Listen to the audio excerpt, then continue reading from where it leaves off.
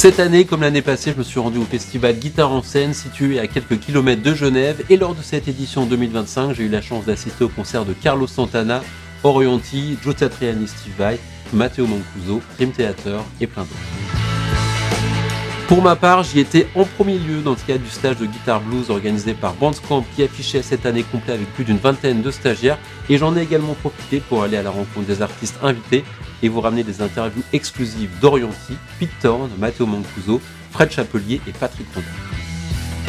L'objectif de ce reportage est de vous faire vivre ce rendez-vous estival de l'intérieur. Guitare en scène, c'est, on le rappelle, un festival à dimension humaine puisque la jauge est limitée à 5500 personnes et qui, depuis sa création en 2007, a vu passer quelques-unes des plus grandes stars de la guitare, à l'image de Mark Knopfler, Jeff Beck ou Brian May. Voilà pour cette présentation, j'espère que cette vidéo vous plaira les amis. J'en profite pour remercier toutes les personnes qui apparaissent à l'écran, ainsi que l'équipe d'attachés de presse qui m'a permis de revenir avec les images que vous allez voir. À présent, je vous souhaite un bon visionnage et bienvenue à Guitare en scène 2025.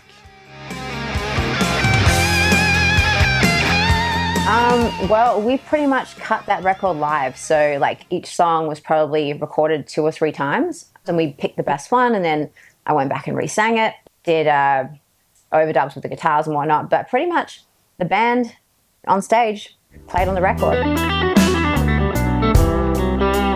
I started playing when I was about 10 years old. Now I'm 28, so it's quite a long time that I play. And I started off with fingers with the electric guitar. Many people assume that I started with classical guitar because the way I play, but I actually started with the electric guitar, and that was because my influences were pretty much rock and roll based, like people like AC/DC, Led Zeppelin, Deep Purple, of course. Also because with the classical guitar you play a lot of time alone with your score and you play a lot of solo pieces. That's beautiful as well, but the thing I wanted to do back when I started, I really had fun playing with other people. So playing with a rhythm section was immensely more fun to me compared to just playing alone. So that's why I consider myself primarily an electric player. And then of course I studied a lot of things, classical guitar when I was in high school, then I studied jazz guitar when I was at the conservatory. It's been a really fun journey, yeah.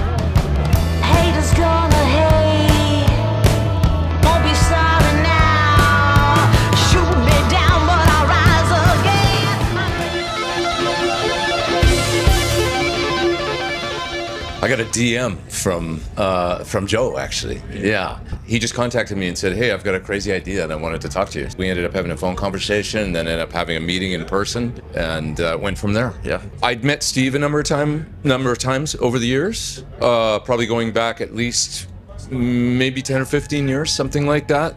But I'd never actually met Joe other than briefly at a festival in Austria, 2009. Backstage, he was there with Chickenfoot. I was with Chris Cornell performing, and I met him just very briefly, but I don't think he would even remember that. And it was really quick. He was warming up backstage, playing guitar. I got to shake his hand, say hello. That was it. Very quick. Une petite pause les amis pour vous présenter le magasin Paul Buescher qui sponsorise cette vidéo. En quelques mots, Paul Buescher est une adresse historique au service des musiciens située à 2 pas de la place de la Bastille. Vous y trouverez un large choix de marques prestigieuses à l'instar de Fender, Strymon, Taylor, Martin, Boss, Duesenberg et plein d'autres, ainsi qu'un atelier d'entretien et de réparation pour répondre aux attentes des musiciens les plus exigeants. La bonne nouvelle, c'est qu'avec le code promo Passamonti, vous bénéficierez d'une remise de 10% sur l'ensemble du magasin pendant tout le mois de septembre. Alors n'hésitez pas à vous rendre sur place en boutique ou à aller faire un petit tour sur leur site internet www.paulbuescher.com. Et d'ailleurs, pour vous donner un petit aperçu de ce qu'on peut y découvrir, je vous propose une visite guidée du coin guitare avec un focus spécial sur plusieurs modèles Fender Custom Shop de toute beauté. On est parti.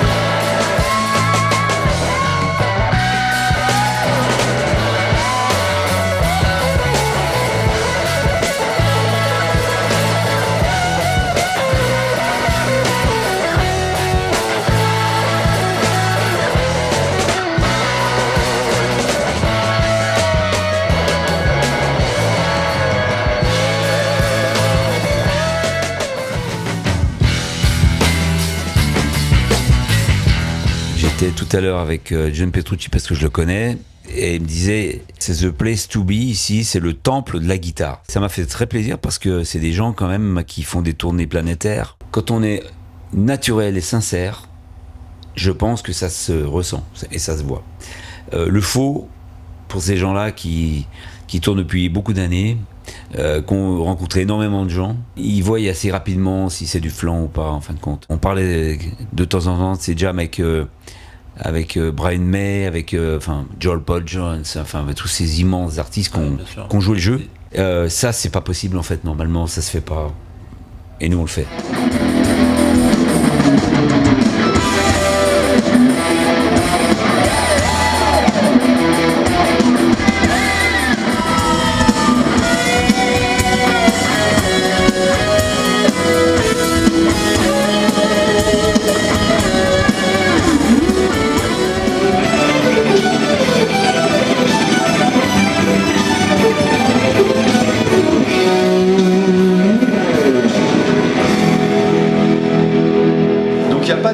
Simplement, il faut être lucide sur ce qu'on veut et ce qu'on est prêt à faire pour y arriver. En sachant que tout le monde ne peut pas tout faire. On veut tout le temps qu'on soit tous égaux. On a des différences. Il y a des gens avec le travail égal qui ne vont pas obtenir le même résultat. Mais vous pouvez avoir d'autres choses. Moi, j'ai donné pas mal de cours. Il y a des élèves qui ont un meilleur placement rythmique que d'autres. Il y a des gens qui ont une vélocité un peu naturelle, plus facile que d'autres. Après, il faut aussi bosser.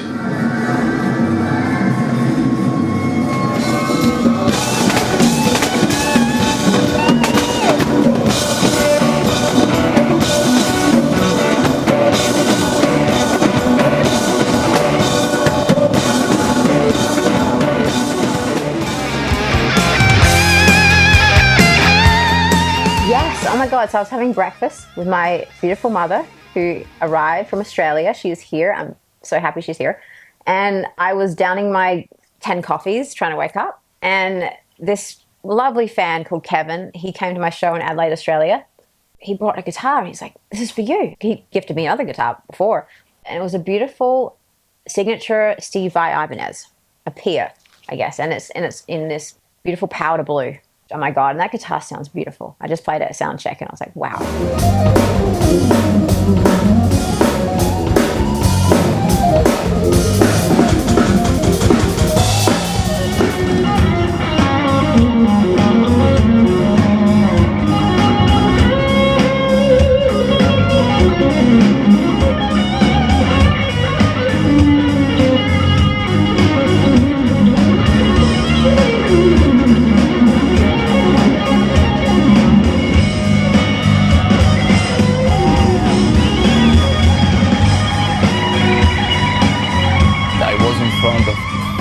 Maybe more than 5,000 people, so it was a little bit scary at first, but then it got better, luckily.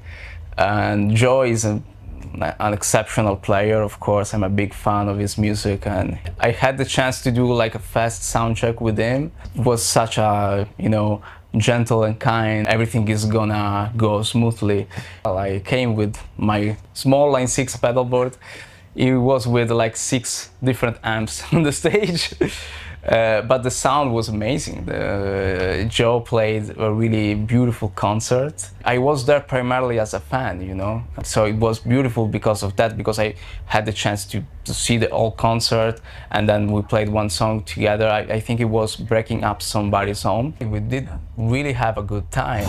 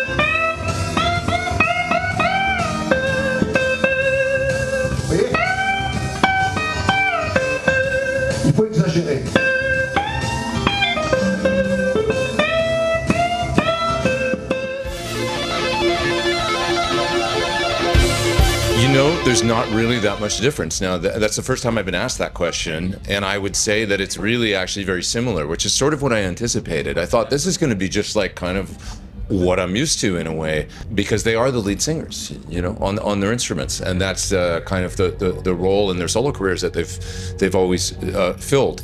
And there's plenty of parts, supporting parts, rhythm guitar parts, harmonies and things that need to be filled and that need to be, you know, there in order for the songs to sound, you know, correct. And so it's actually a comfortable role for me.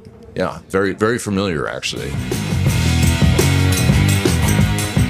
Eh bien écoute, on devait jouer aujourd'hui. Il se trouve que Pat a eu un gros souci de santé. Il a été opéré là, et bon, il récupère bien. On l'a eu plusieurs fois au téléphone, y compris le jour de l'opération. C'était une opération très lourde, mais il a bien récupéré. Et là, il va avoir de la rééducation. Ça va traîner, on va dire, jusqu'à la fin d'année.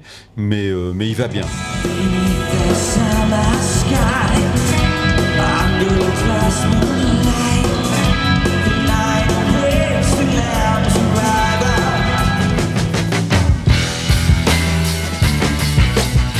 Ça, souvent, ça se fait autour d'une table avec un bon verre de vin Bordeaux. On discute un petit peu et puis on essaye de mettre en place quelque chose, mais uniquement avec les artistes, sans l'intervention de l'entourage qui peut être un frein souvent au projet en fait. Donc on signe des artistes parce que c'est comme ça que ça marche. Mais tout ce qui est hors norme, donc non prévu, ça doit se faire de bugne à bugne en fait.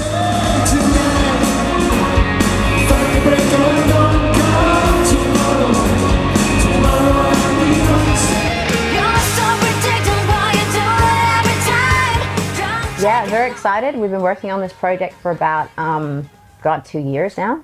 Finished the record now, completely finished. Got a text last night actually from Eddie going, guys, we've got all the songs mixed, ready for mastering. And Cindy is an incredible drummer. I've known Cindy for a long time. I met Rhonda through Jeff Beck, one of Jeff Beck's last shows. She came up and said, hey, we should do something together, exchange numbers. And surely enough, when we put it all together, we were sitting at a Raiders game in Las Vegas, and Mark Davis was like, I want to put together an all-female like band of gypsies. It'd be really cool. You know, Cindy, yeah, she was all in. Called Rhonda, she flew to Vegas. He's like, Eddie Kramer would be awesome. So I called Eddie Kramer through Janie Hendrix. He's like, I'm in as well. So it just kind of everything aligned. And honestly, the music is really something. It's very special. I'm very excited about it. It's coming out pretty soon, I'm pretty sure. So, yeah.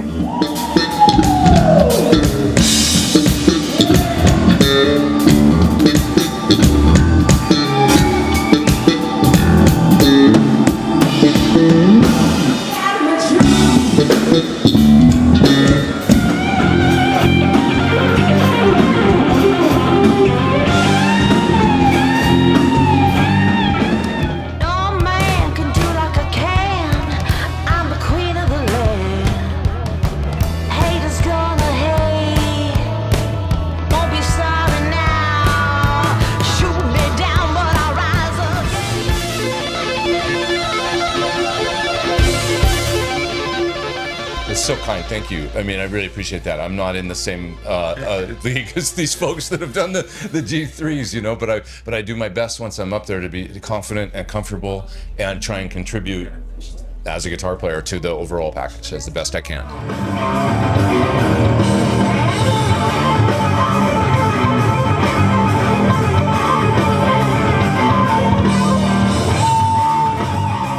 If you don't have a really relaxed left hand, I mean, you can reach the speed, but it will feel tiring after a while. And if you have like a 1 hour and a half concert full of guitar solos, you will tire yourself up and you will develop bad habits, let's say, because our muscular memory tend to memorize even the bad habits. So whenever you practice, I think you need to force yourself to play with less force as possible, especially with the left hand.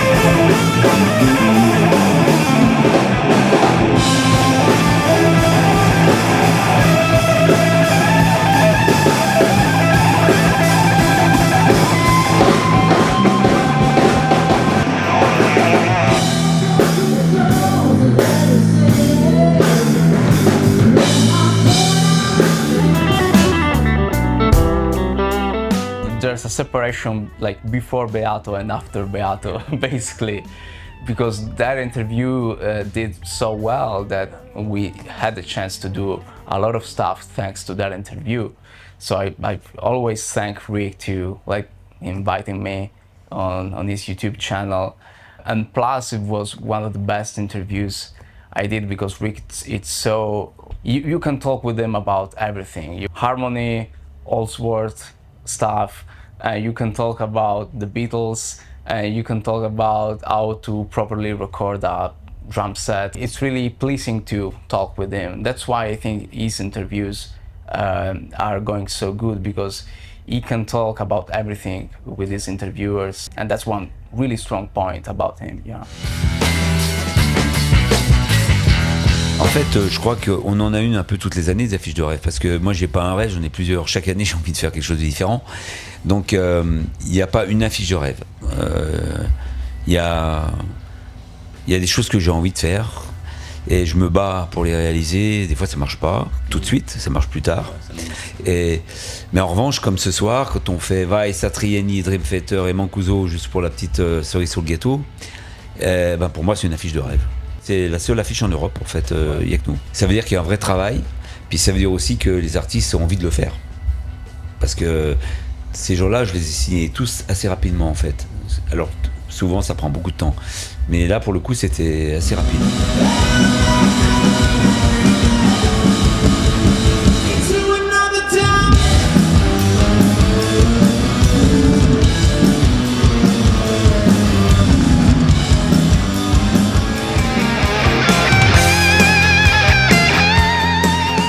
So he was in town. I just sent him a text going, yo, do you want to come play on this song? He said, absolutely. So he came in the studio, and that song really called for another guitar player and played a blazing solo. And I really love the song. I mean, it turned out great. The band played their butts off on it. And I actually produced that song, and Kevin mixed it. So. It's surreal, but I have to not think about it too much. And just go, okay, well, I can do that. I know, it was Joe's idea, like, hey, maybe you'd like to take a solo here, or this part, maybe he had said that in kind of like initial stages when we were talking about things. And also Steve, where he's like, well, this part you're gonna harmonize with me and you need to learn the harmony, to the solo and things like that. And I just had to dive in and go, okay, let's go, let's learn this. Or when it comes time for me to play a solo or improvise, or to just really step to the front of the stage and play my best, Then I'll look back and I'll see that they're there, and I'm like, it actually feels really great. I didn't know how I would respond initially. Am I gonna be, like, how am I gonna be beside my heroes doing that, They're also, something I should say about them both, super sweet guys, very, very supportive, very supportive. Go out there and do your thing and be you, and do, yeah. On n'est pas fermé à ça. Je pense qu'on a souvent en balance fait des jams et des trucs, donc on n'est pas opposé à ça. Après, faudra qu'on voit sur la durée, mais je veux pas me lancer dans un truc où je l'assume pas musicalement, parce que les univers sont quand même assez éloignés. Hein.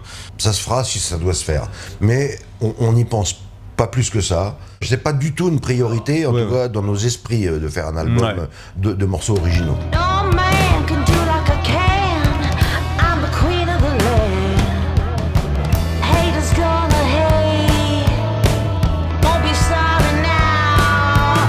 Shoot me down, but I'll rise again. I'm laying down the law, and you've been saved.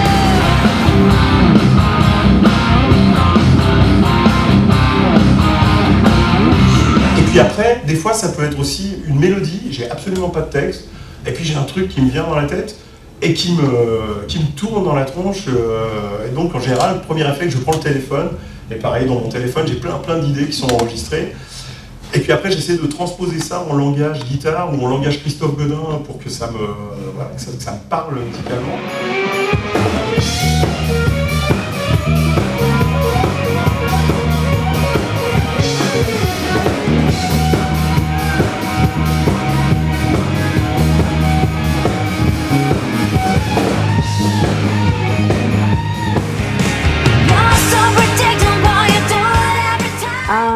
Sitting at home on my couch with my cat, with my guitar, with my little setup, and I just demo everything on Logic GarageBand.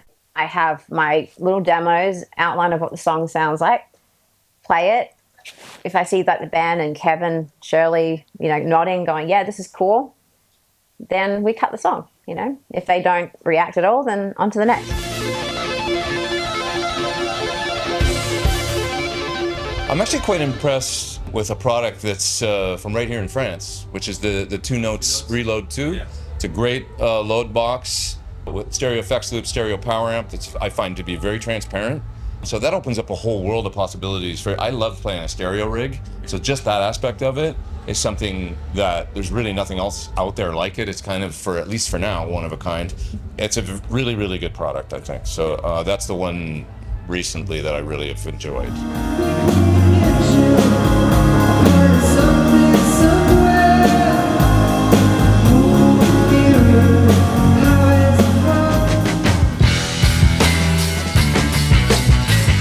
J'en ai deux. Il y a la SRV, Stevie Ray Vaughan, que j'ai pu acquérir il y a plus de 30 ans. Et puis Evo, celle de Steve, qu'il a joué d'ailleurs avec Zappa pour le coup, qui est exposée ici. Pour moi, c'est vraiment les deux guitares emblématiques de ma collection. Après, j'en ai beaucoup, mais celles-ci, elles ont quelque chose de plus. En fait, une guitare, elle représente une histoire quand même pour moi. Il y a un lien qui se crée quand même avec l'instrument, c'est fou, hein. Et ça, c'est vrai quand même pour beaucoup d'artistes. Hein.